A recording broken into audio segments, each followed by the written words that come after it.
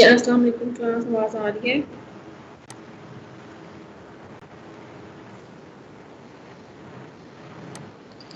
एक तो section A वाले स्टूडेंट ही प्रेजेंट है, 20 तो कोई प्रेजेंट नहीं है इधर, और स्टूडेंट्स बहुत कम हैं अभी। अच्छा, चलिए मैं आप लोगों को लैब इंस्ट्रक्शंस यूनिट प्रोसेसेस के साथ साथ देना स्टार्ट कर रही हूँ इस वीक से, ताकि कॉपीज़ वगैरह आप लोगों की टाइमली कंप्लीट हो जाए। इस दफ़ा थोड़ी सी चीज़ें चेंज हो गई हैं, जो पहले था उस तरह से नहीं रहा। मतलब जो पहले आप प्रैक्टिस करते थे कि आपको इंस्ट्रक्शंस मिली भी हैं बट स्टिल आप आते थे विदाउट कॉपीज़ प्रिपेयर किए आप आ जाते थे। और अब ये है कि यूनिवर्सिटीज़ ने अपनी गाइडलाइन थोड़ी रिज़ल्ट सबमिशन के लिए थोड़ी स्ट्रिक्ट कर दी हैं, तो सिर्फ 1 वीक का टाइम है फाइनल के बाद जो हमने रिज़ल्ट सबमिट करवाना है, और उसमें बड़ी मुश्किल से जो है ना वो थ्योरी के ही पेपर चेक होंगे। इसका मतलब है लैब की वैल्यूएशन या लैब की कॉपीज़ चेक करने का टाइम उसमें अब नहीं रहा टीचर के पास, कि वो आप लोग एट द 11th आवर जो कॉपी सबमिशन था ना वो ख़त्म हो रहा है। ठीक है, एक चीज़।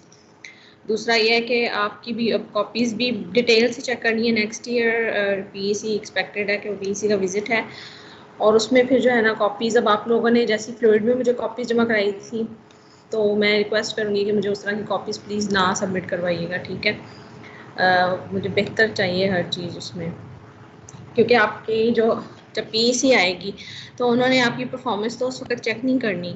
ठीक है ना, उनको आपका इम्प्रेशन कहाँ से जाएगा लैब का, उन्होंने नोटबुक्स देखनी है आपकी। तो आपने बेसिकली जो है ना नोटबुक्स जो हैं आपकी ओपन एंडेड लैब जो है उसको जो अपनी रिपोर्ट सबमिट करवानी है वो प्रेजेंटेबल होनी चाहिए, और थोड़ा आपको सीरियस होना पड़ेगा, बहुत ज़्यादा बल्कि सीरियस होना पड़ेगा, थोड़ा नहीं, रिगार्डिंग द वाइवा जो आप देते हैं सब्जेक्ट का। अनफॉर्चुनेटली लास्ट टाइम जो मैंने लैब करवाई थी उसमें आप लोगों का ये कहना था कि आप जो मर्ज़ी पूछ लें, हमने तो थ्योरी पढ़ी नहीं है तो हम नहीं करेंगे। तो अब ये जो एटीट्यूड था ना आपका, उससे आज एक बात पता लगी है कि हमारे जो डीन हैं डॉक्टर नवीद रमज़ान, उन्होंने बताया कि 1-2 दिन येस्टरडे उनको 2017 सेशन की स्टूडेंट मिली, और उसने बताया है कि मेन कैंपस का कोई भी स्टूडेंट फर्टिलाइज़र के इंटरव्यूज़ थे, फर्टिलाइज़र इंडस्ट्रीज़ में कोई भी सिलेक्ट नहीं हुआ, केएसके के स्टूडेंट सिलेक्ट हुए हैं।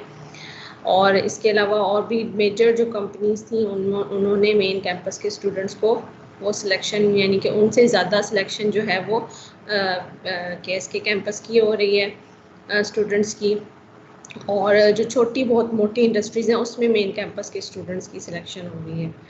तो अगर ऐसे हो रहा है तो आप लोग प्लीज़ अपना एटीट्यूड चेंज करें। जैसे आप टीचर अब आपको कह रहा है कि उसने वाइवा लेना है और फिर आप विदाउट प्रिपरेशन आ गए हैं, तो फिर ये तो अलार्मिंग सिचुएशन है आप लोगों के अपने फ्यूचर के लिए। ठीक है ना, कि आप बिल्कुल ही बात ना सुनो और आगे ये कह दो कि हमने तो कभी थ्योरी पढ़ी नहीं है या हमने पढ़नी नहीं है।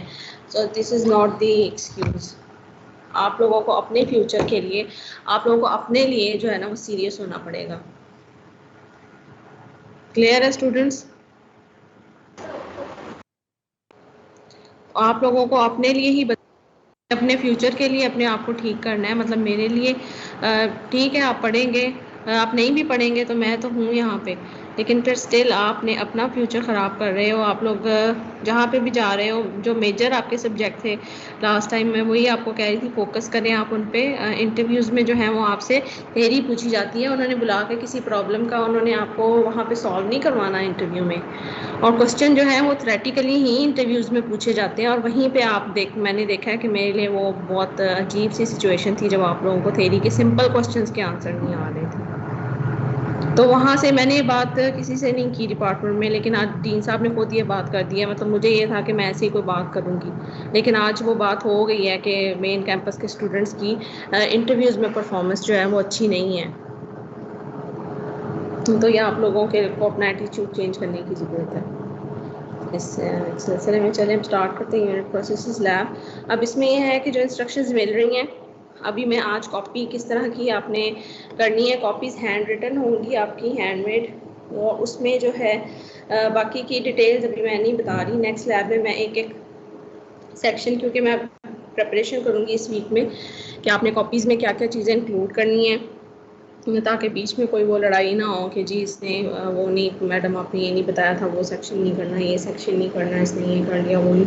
तो मैं वो सारे एक इसकी चेकलिस्ट बना लूँगी कि आपने कॉपीज़ में हर एक्सपेरिमेंट में क्या क्या चीज़ें जो मस्ट लिखनी है, ठीक है। और इसी तरह कॉपीज़ में जो सेफ्टी रूल्स हैं या सेफ्टी या MSTS से रिलेटेड क्या क्या चीज़ें जो आपने इंक्लूड करनी है। तो स्टार्ट करते हैं लैब का। मैं स्क्रीन ही शेयर करूँगी क्योंकि अभी वो मैंने यहाँ पे अपलोड की थी स्लाइड, लेकिन वो प्रेजेंटेशन तो सही नहीं हो रही थी। जी आपको स्क्रीन शो हो रही है?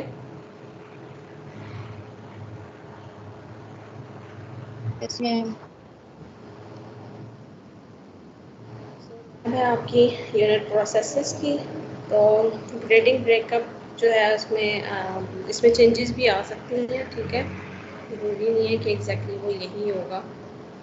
तो मैं आपको बता दूंगी with the passage of time. अभी इस वीक में हम रुब्रिक्स फाइनल कर रहे हैं। रुब्रिक्स जैसे ही फाइनल होंगे हर चीज़ के, वो मैं आपको साथ साथ बता दूंगी कि लैब नोटबुक के रुब्रिक्स क्या हैं और परफॉर्मेंस के रुब्रिक्स क्या हैं। रुब्रिक्स का तो पता है ना आपको कि जिस तरह से हमने एवेल्यूएशन करनी है, ठीक है। सो यहाँ पे लैब परफॉर्मेंस जब आप आएंगे इंशाल्लाह करेंगे 50% लैब परफॉर्मेंस आपकी है। इसमें 40% मार्क्स होंगे, सॉरी, और 10% जो है ना वो ओपन एंडेड लैब प्रॉब्लम की परफॉर्मेंस के होंगे। और ओपन एंडेड लैब मैं आपको नेक्स्ट वीक असाइन कर रही हूँ। उसमें फिर आप लोग जो है ताकि जब आओ तो मुझे आके उसकी रिपोर्ट उस जब आप आएंगे तो उसके मिड के नेक्स्ट वीक, मिड टर्म ख़त्म होने के बाद आप मुझे ओपन एंडेड लैब सबमिट करवा देंगे ताकि वो भी फिर प्रॉपर ग्रेडिंग हो जाए उसमें। वाइवा होगा आपका 10 मार्क्स का। क्विज़ शायद 5 नंबर का हो, शायद ये भी ना हो, मैं देख लूँगी। और लैब नोटबुक्स की 25% है वेटेज, ठीक है। वेटेज इसकी 25% है, लेकिन प्लीज़ ये प्रेजेंटेबल होनी चाहिए। और इस दफ़ा वो नहीं होगा कि मार्क्स आपको ऐसे ही मिल जाएंगे, आपने काम किया होगा तो मार्क्स मिलेंगे। एक्सपेरिमेंट्स में आ जाते हैं। सो यहाँ पे यूनिट प्रोसेसेस में सब्जेक्ट में जैसे आपको पता है आप डिफरेंट जो है वो कर रहे हैं। प्रोसेसेस आप पढ़ रहे हैं, नाइट्रेशन, सल्फोनेशन। तो आपने अभी तक क्या क्या पढ़ा है, क्या स्टार्ट किया है थ्योरी में? जी स्टूडेंट्स आपसे पूछ रही हूँ। मैम अभी कोई प्रोसेस स्टार्ट नहीं किया। क्या स्टार्ट नहीं किया? मैम कोई प्रोसेस स्टार्ट नहीं किया, बेसिक पढ़ रहे हैं। हाँ बेसिक में ही आप क्या पढ़ रहे हो आजकल?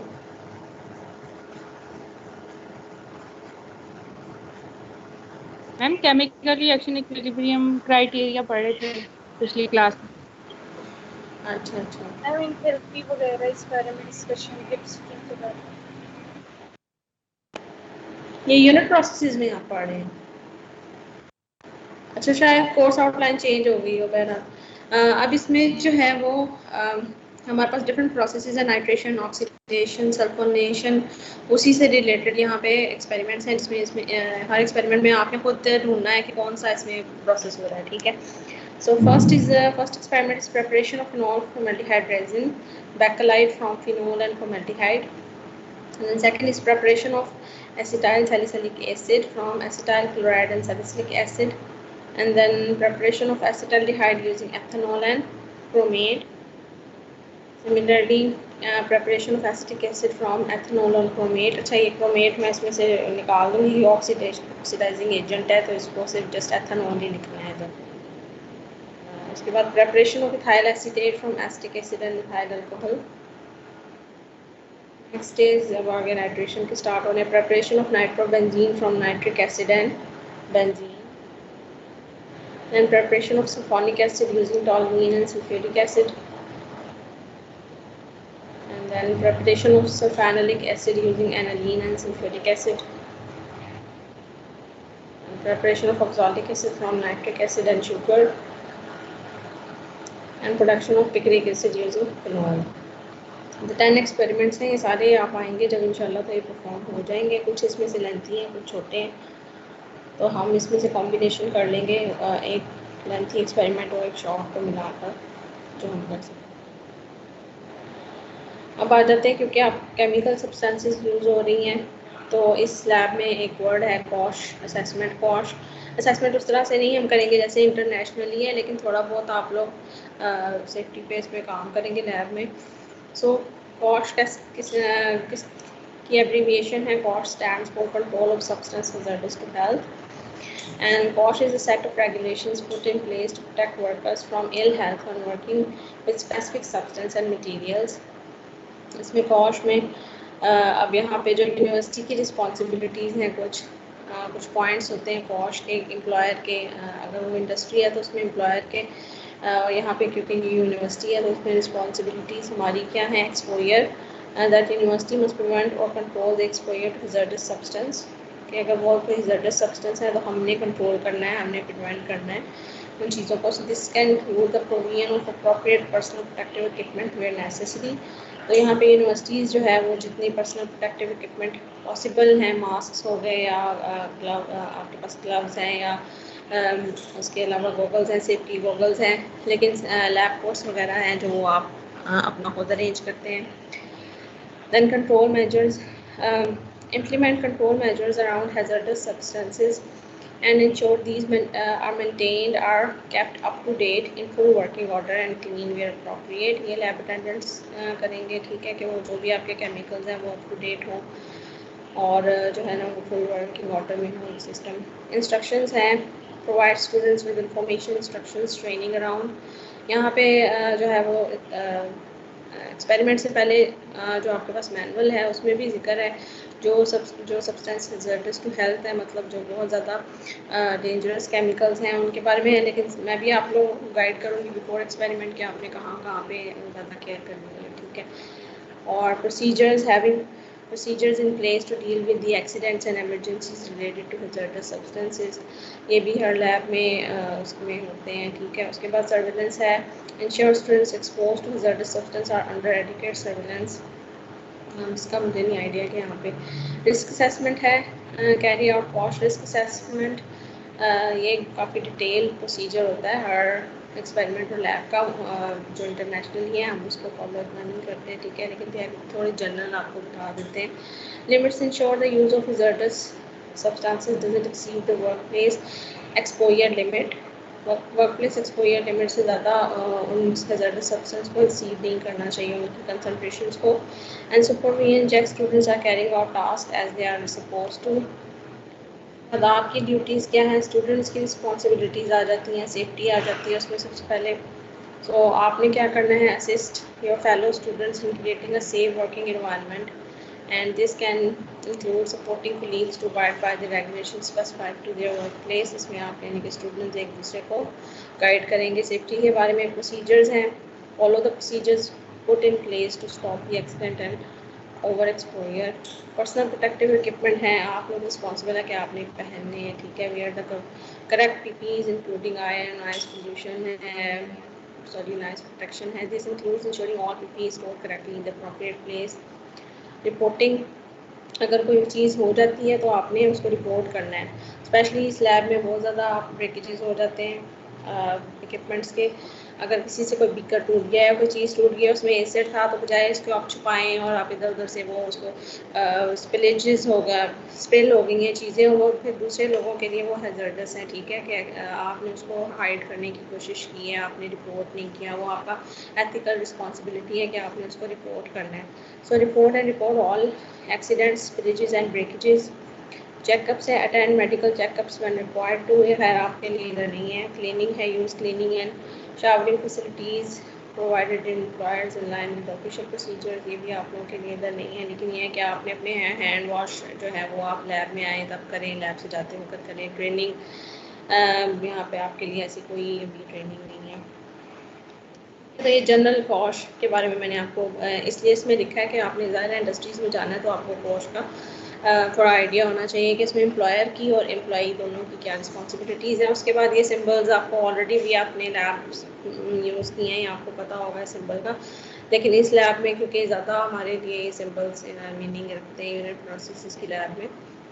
So there are 9 primary hazard symbols related to COSH and this section explains the COSH signs.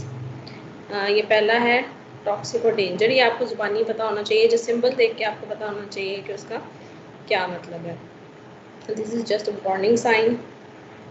और यहाँ से आपको साफ पता चल रहा है कि ये क्या है, लॉन्ग टर्म हेल्थ हैज़र्ड है जो लॉन्ग टर्म चलेगा। इसमें आपके पास कार्सिनोजेनिक या म्यूटाजेनिक कोई सब्सटेंस हैं जो कार्सिनोजेनिक कैंसर कॉजिंग हैं, वहाँ पे होता है ये उन केसेस के लिए। स्पेशली जो आप MSDS डाउनलोड करेंगे केमिकल्स के लिए, हर केमिकल के लिए आप MSDS निकालेंगे नेट से, उसकी MSDS आप स्टडी करेंगे। पहले आप जो भी एसिड वगैरह यूज़ कर रहे हैं, जो भी बेंजीन यूज़ कर रहे हैं, फिनॉल यूज़ कर रहे हैं, तो उस MSDS के अंदर भी ये सिम्बल्स बने होंगे उसमें, जो भी उस केमिकल से रिलेटेड होगा। So next is danger to environment. यहाँ पे एनवायरनमेंट नज़र आ रहा है। ये क्रोसिवनेस के लिए ये वाला सिंबल है। फ्लेमेबल और ऑक्सीडाइज़र के सिंबल्स में दोनों में फ्लेम्स हैं, लेकिन ऑक्सीडाइज़र में O है, तो ये शो कर रहा है कि ऑक्सीडेशन की वजह से ऑक्सीडाइजिंग एजेंट या ऑक्सीडाइज़र था, और उसकी वजह से जो है ना वो फायर के हैज़र्ड हो जाए। फिर ये एक्सप्लोसिव का है, एक्सप्लोसिव मटेरियल के लिए है। और ये कंप्रेस्ड गैस के लिए जो सिंबल बना हुआ बॉटल है जिसके अंदर गैस कंप्रेस की हुई है, ठीक है। So this is the symbol of compressed gas. तो कंप्रेस्ड गैस इटसेल्फ ही बॉन्ड भी होता है ठीक है। ये जस्ट उनकी आगे डिटेल है, आप खुद देख लीजिएगा ये कौन से सिंबल के आगे इसकी क्या डिटेल है स्लाइड से।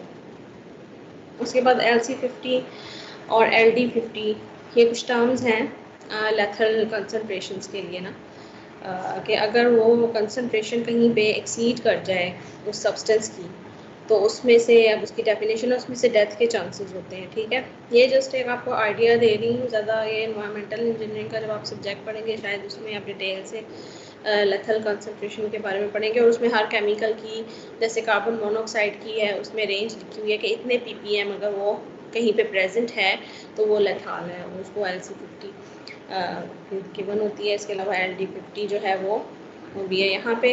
अभी LC means lethal concentration. The LC50 is the concentration of chemical in air or water that will kill 50% of the test animal with a single exposure. Traditionally 4 hours. जो experimental study करते हैं उसमें 4 hours के अंदर जो है वो 50% अगर कहीं पे भी लाइफ है वो ख़त्म हो जाती है, टेस्ट एनिमल की लाइफ, तो वो कंसनट्रेशन जो है वो LC50 है। और LD50 भी सिमिलरली इसी तरह से कुछ है। इसमें ज़्यादातर जो है वो अगर आप ऑरली एडमिनिस्टर्ड यानी कि बाय माउथ कोई आप ऐसी चीज़ swallow कर रहे हैं कि उसके चांसेस ये हैं कि उसमें आपके उस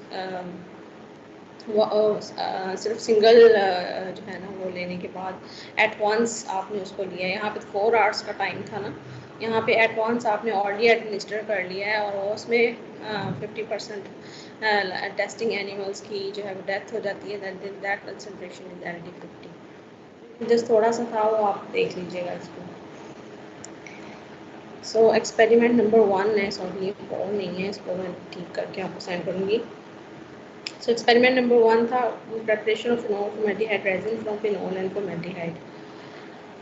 This is the statement. Apparatus इसमें हम यूज़ करेंगे 2 500 ml beakers, glass rod, funnel, measuring cylinder, dropper, filter, paper। इस दफ़ा मैं सिर्फ आपको इंस्ट्रक्शंस दे रही हूँ, कॉपी बनाने की गाइडलाइंस में नेक्स्ट लैब में आपको दूँगी, तब आप बनाना शुरू कर देंगे। और आपने बनाना शुरू कर देनी है, और आपने मुझे जो है ना मैंने मेक श्योर करना है, तो आपसे मैं इस दफ़ा उसकी स्नैपशॉट्स मांगूंगी, ठीक है, कॉपी की कि वो बन रही हैं, क्योंकि आप लोग इस तरह नहीं आ सकते एट दी एंड के जो कॉपीज़ नहीं बनी थी। ये एक्सक्यूज़ नहीं चलेगी। मैंने आपको बता दिया यूनिवर्सिटी गाइड की जो डेडलाइन है रिज़ल्ट सबमिशन की वो स्ट्रिक्ट हो गई है, उसमें उन्होंने 1 वीक का टाइम कम कर दिया, और कॉपीज़ चेक होने का तो सवाल ही नहीं उसमें पैदा होता है। So chemical required are glacial acetic acid 40% formaldehyde, phenol and concentrated hydrochloric acid solution HCl। अच्छा, एक और बात मैंने कहनी थी कि मैं कॉपीज़ की भी डेडलाइन इस दफ़ा रखूँगी, और उस डेडलाइन के बाद जिसकी भी कॉपी आएगी वो चेक नहीं होगी, ठीक है। अब मुझे स्ट्रिक्टनेस करनी पड़ेगी क्योंकि आप लोग सीरियस नहीं होते। हाँ जी, ग्लेशियल एसिटिक एसिड क्या होता है, कौन बताएगा?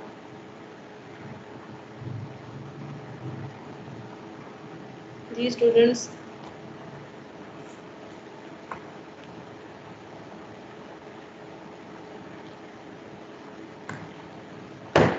हाँ जी स्टूडेंट्स, आवाज़ आ रही है? ग्लेशियल एसिटिक एसिड क्या है?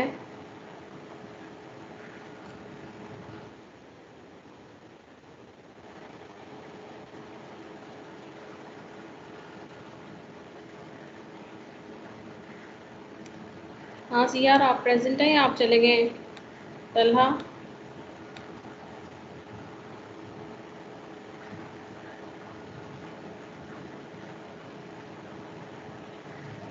ये स्क्रीन पे तो सारे शो हो रहे हैं मुझे, आप लोगों को भी नज़र आ ही रहा होगा स्क्रीन से कुछ शो हो रहा है। जी स्टूडेंट्स, मैम आवाज़ नहीं आ रही आपको? जी जी। Ma'am vinegar glacial acetic acid क्या है? विनिगर मैम मतलब एनहाइड्रस एसिटिक एसिड। विनेगर तो होता है एसिटिक एसिड, लेकिन ग्लेशियल एसिटिक एसिड का मतलब है कि वो उसमें वाटर प्रेजेंट नहीं है, ठीक है। किसने बोला था अभी एनहाइड्रस? हाँ जी, एनहाइड्रस एसिटिक एसिड है, जो कि glacial acetic undiluted acid. Ma'am. तो इसमें ग्लेशियल एसिटिक एसिड लेने के लिए पहले जो भी प्रोसीजर है उसमें ग्लेशियल एसिटिक एसिड के क्रिस्टल्स ऑब्टेन करते हैं हम 16 डिग्री से बिलो, उसमें ये क्रिस्टल्स को लैदा कर लेते हैं, लेकिन 16 से अबव टेम्परेचर हो तो वो मेल्ट हो जाता है, तो वो इस तरह से ग्लेशियल एसिटिक एसिड ऑब्टेन होता है जिसमें वाटर ना प्रेजेंट हो। उसके बाद जो है बेकेलाइट है क्या, ठीक है। बेकेलाइट के बारे में जो थेरी है आपको मैं पिक्चर शेयर कर, मेरे पास जो लैब का मैनुअल है सॉफ्ट फॉर्म में वो अवेलेबल नहीं है, ठीक है, हार्ड फॉर्म में ही है, उसमें पिक्चर शेयर कर दूँगी उस मैनुअल की लेकर। उसमें 2 पेजेस का एक्सपेरिमेंट है, तो उसमें आप कुछ लिख ले सकते हो चीज़ें, बाकी नेट से आप बेकेलाइट के बारे में सर्च आउट कर सकते हैं, ठीक है। सो bakelite was the first plastic made from the synthetic components. Is a thermosetting phenol formaldehyde resin. Thermosetting, thermofilling क्या होते हैं आप नेट से आप खुद देखेंगे, आप खुद देखिएगा, मैं पूछूँगी आपसे। So form from the condensation reaction of phenol with formaldehyde. What are condensation reactions? ये आपको पता होगा condensation reactions क्या होते हैं? जी जी, हरी अप स्टूडेंट, पहले आप नेट से सर्च कर रहे हैं फिर मुझे आंसर करेंगे। कंडेंसेशन रिएक्शंस में जिसमें 2 बड़े मॉलिक्यूल मिलके एक और बड़ा मॉलिक्यूल बनाते हैं with the release of a small molecule, ठीक है।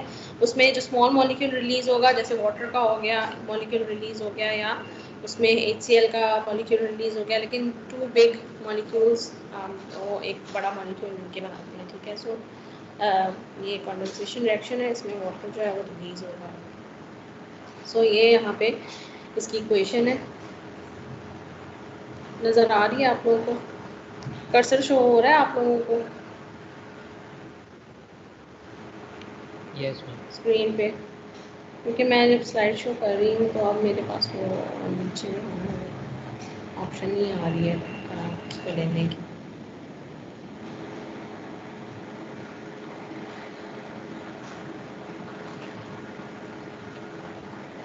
सो यहाँ पे यू कैन सी एक मॉलिक्यूल आपके पास फॉर्मेल्डिहाइड का है और एक फिनोल का है। पहले वो आपके पास एक स्टेप में ये बन जाएगा इंटरमीडिएट, और फिर ये मिलकर जो है वो पॉलीमर बनाएंगे, ठीक है। पहले स्टेप में हमारे पास फिनोल के साथ फॉर्मेल्डिहाइड रिएक्ट करके ये कंपाउंड बनेगा, एक जिसे कहते हैं मोनोमर बनेगा, और वो मोनोमर जो है वो आपस में मिलके पॉलीमर बनाएंगे बेकेलाइट का। तो during the condensation polymerization, second step में जो कंडेंसेशन पॉलीमराइजेशन है इसमें वाटर रिलीज होगा, इसमें से आप यहाँ -H2O लिख सकते हैं, जिसमें यहाँ पे जैसे ये लिखे हैं -2 and -1 H2O। सो यहाँ पे आप देख रहे हो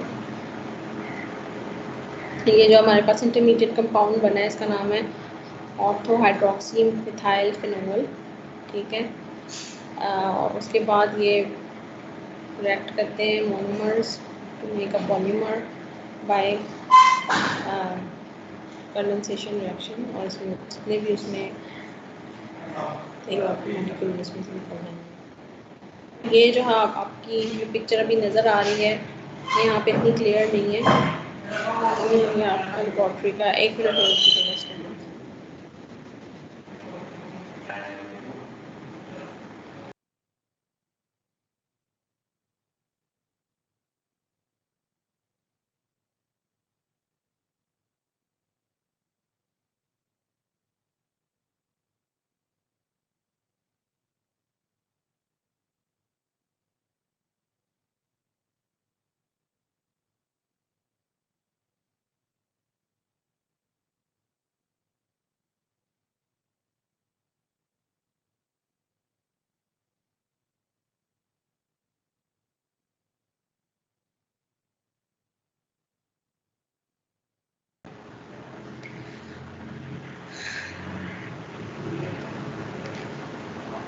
हाँ जी, I'm बैक।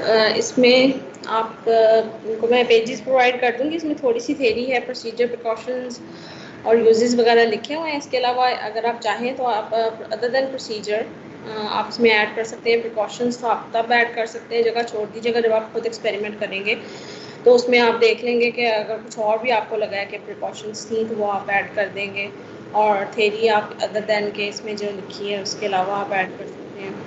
सो प्रोसीजर में है, first you have to take 50 ml glacial acetic acid in a 500 ml beaker, और उसके बाद add 25 ml of 40% formaldehyde solution, sorry ml नहीं था, and 20 grams of phenol in the same beaker.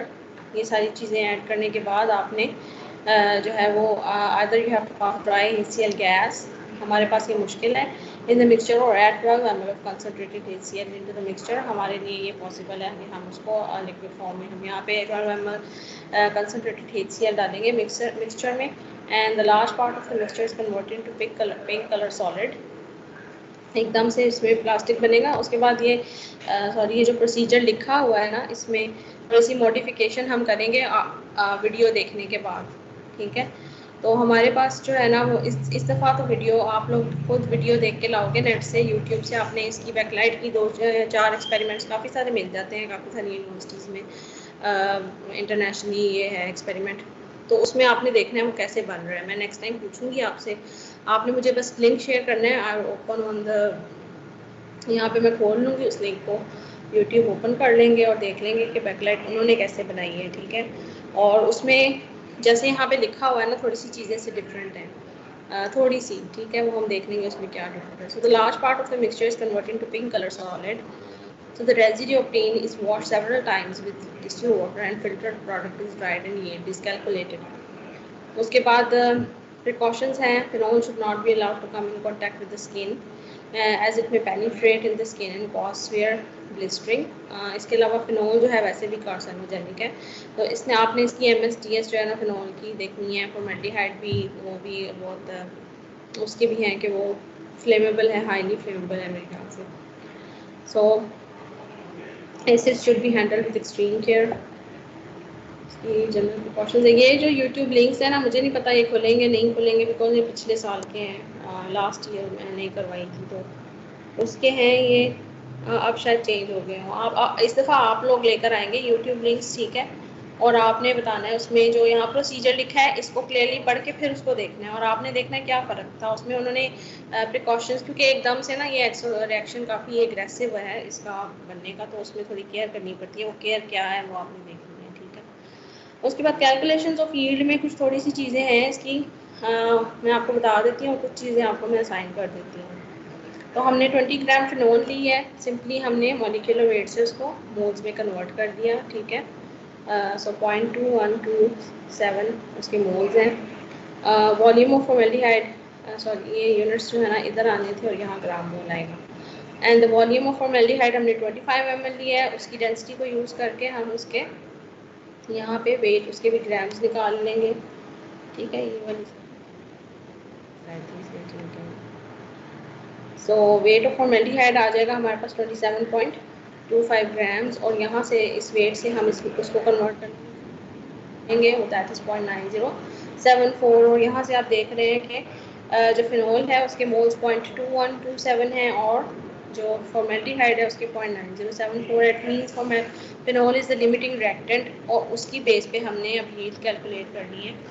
So from the reaction यहाँ से आप देख सकते हैं कि 1 मोल ऑफ फिनोल गिव्स, वहाँ पे अगर 6 मोल्स हो फिनोल के तो 1 यूनिट बनेगा इसका बैकलाइट का। अब इसमें कैलकुलेशंस के लिए हम इतने से एक यूनिट को हम 1 यूनिट कह देंगे। So from the reaction in the above slide, phenol के 6 मोल्स जो हैं that gives 1 mole of bakelite. So अगर 1 मोल हो फिनोल का देन वी गेट 1/6, और अगर 0.2127 हो तो हमें मिलेंगे 0.0354 ग्राम मोल ऑफ बैकलाइट। तो नेक्स्ट था कि हमें मोल मिल गए हैं बैकलाइट के, यहाँ से हमने जस्ट मॉलिक्यूलर वेट लेना है इस यूनिट का, ठीक है।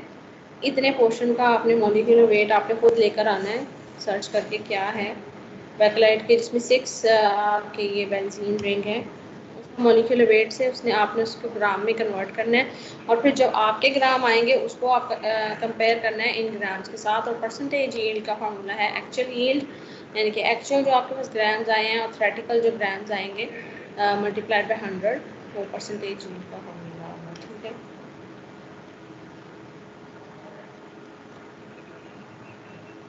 है, स्टूडेंट्स, तो मैंने आपको क्या टास्क दिए, 2 टास्क दिए। एक तो आपने बेकेलाइट का मॉलिक्यूलर वेट लेकर आना है, इसका 6 जो स्मॉल यूनिट्स हैं जिसमें 6 आपके मोनोमर्स हैं ये, इसका आपने मॉलिक्यूलर वेट लेकर आना है, और दूसरा आपने लिंक सर्च करने हैं और देखनी भी है वीडियोस। मैं आपसे रोल नंबर वाइज पूछूंगी बीच में, ठीक है। और CR तलहा आप प्रेजेंट हैं इस वक्त? हेलो जी CR, आप प्रेजेंट हैं?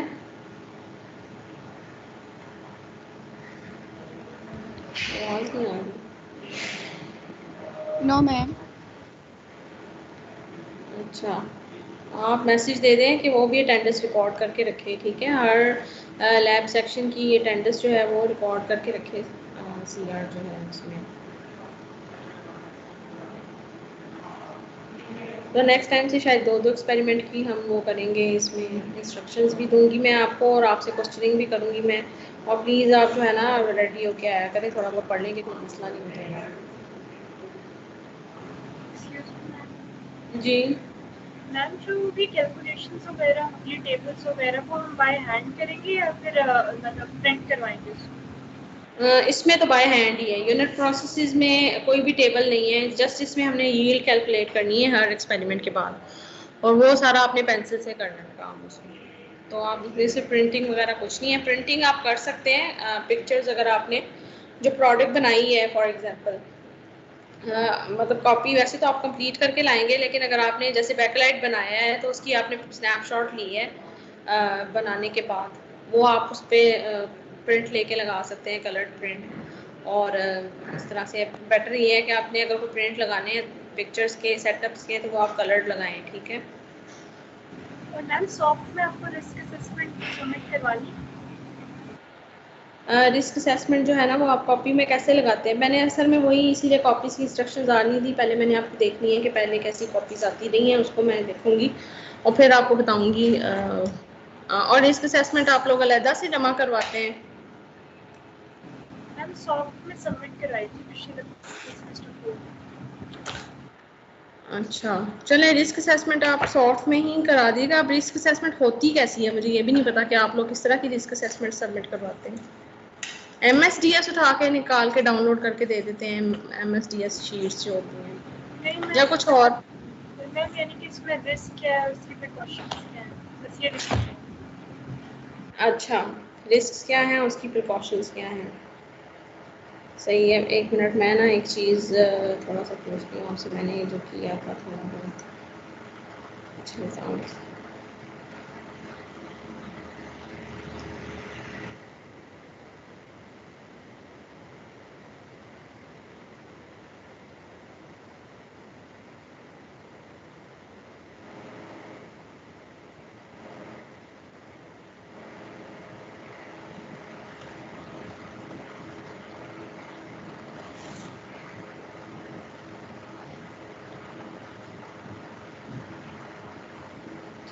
ये मैं आपको ना एक स्लाइड शो करती हूँ, ये इसमें अभी आप बाद में करेंगे। जैसे फॉर एग्जांपल नाइट्रोबेंजीन था हम बना रहे हैं उसमें, तो nitrobenzene health and safety factors लिखे हैं, फिर मैंने उसके बाद नाइट्रोबेंजीन की हैजर्ड स्टेटमेंट है। हैजर्ड स्टेटमेंट में है for example this is combustible liquid, it may cause cancer and it damage to organs through prolonged और repeated exposure, toxic if swallowed. ये सिर्फ एक केमिकल की है अभी नाइट्रोबेंजीन की है, और उसमें फिर उसके जो सिंबल्स हैं कॉश के वो हैं यहाँ पे। उसके बाद नाइट्रोबेंजीन की प्रिकॉशनरी स्टेटमेंट है, और उसके बाद रिस्पॉन्स है, और उसके बाद तो मैंने आपसे पूछना है कि आप इस तरह की बनाते हैं या किसी और तरह की बनाते हैं। और क्योंकि अब इसमें तो ज़्यादा है ना, एक एक्सपेरिमेंट है, तो उसमें जो आप प्रोडक्ट बना रहे हैं उसकी भी करनी है आपने, और जो आप रॉ मटेरियल्स ले रहे हो आपने उसकी भी करनी है, और जो एसिड अगर कैटलिस्ट कुछ यूज़ हो रहे हैं तो उसकी भी करनी है। तो आप कंबाइंड बनाते हैं या अलग-अलग करते हैं सबकी? मैम हमने पिछली दफा मैम हमने जो प्रैक्टिस थी उसकी बनाई थी, और सिर्फ उसमें जो रिस्क हो सकते हैं और उनके प्रिकॉशंस लिखिए। अच्छा, अब मैं आपको बता रही हूँ कि अब इसमें आपने क्या करना है कि आपने जितने भी आपके रॉ मटेरियल्स हैं और जो आपको टेबल बनाइएगा फिर आप लोग, और जो भी आपके उस टेबल में एक कॉलम होगा एक रॉ मटेरियल का, दूसरा दूसरे रॉ मटेरियल का, तीसरा, या देख लें टेबल नहीं करना तो अलग-अलग आप बता दें, लेकिन जैसे हो सकता है कि इसमें नाइट्रोबेंजीन था तो बेंजीन और नाइट्रोबेंजीन की बहुत सारी चीज़ें, इवन के सिंबल्स भी इसमें से जो है ना वो हो रहे हैं, तो वो बार बार रिपीट होंगी। हैजर्ड स्टेटमेंट है जैसे, तो वो नाइट्रोबेंजीन की और बेंजीन की हैजर्ड स्टेटमेंट में बहुत सारी सिमिलैरिटीज़ हैं, ठीक है, लेकिन एसिड की थोड़ी सी डिफरेंट होंगी, ठीक है। और तो इस तरह से ये आप करें कि आप जो आपको लिस्ट ऑफ एक्सपेरिमेंट दी है मैंने, उसमें आप सारे रॉ मटेरियल्स, और एसिड तो HCl तो बार बार यूज़ हो रहा है, सल्फ्यूरिक एसिड भी बार बार यूज़ हो रहा है, ठीक है, आपका जो है उसमें, तो आप उसमें एक दफ़ा चेक कर लें, आप उनकी कंबाइंड करना चाहते हो या अलग-अलग करना चाहते हो, आप देख लें उन केमिकल्स की जो आपने वो स्टेटमेंट्स बनानी है, प्रिकॉशनरी आपने रिस्पॉन्स क्या करना है, जो भी है आप देख लीजिएगा। ज़्यादा है तो आपको MSTS से ही मिलती है, आपने काम करना है, सारे रिस्क्स को आपने देखना है, सारे रिस्क फैक्टर्स जो है ना वो आपने लिस्ट करने हैं, ठीक है। उसके बाद आप आगे रिस्पॉन्स भी लिखते हैं कि अगर ये हो गया तो क्या करना है, फॉर एग्जांपल अगर एसिड गिर गया तो क्या करना है। उसके बाद आप उस हैजर्ड स्टेटमेंट में सिर्फ स्टेटमेंट देते हो, हैजर्ड स्टेटमेंट देते हो, या आगे भी देते हो, उसका रिस्पॉन्स भी लिखते हैं आप? मैम रिस्पॉन्स भी होता है।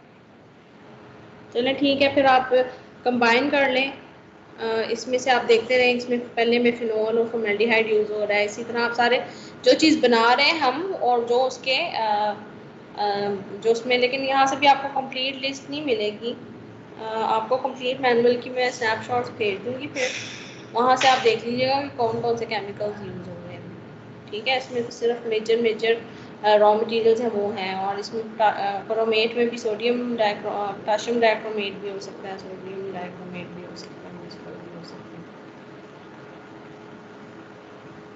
है। बाकी हाँ ये है कि सॉफ्ट फॉर्म में इसका यूपी का मैनुअल अवेलेबल नहीं है अभी, तो मैं जो इसकी मेजर फाइल है ना उसमें से ही ऐसे पिक्चर्स लेके आपको सेंड कर सकती हूँ।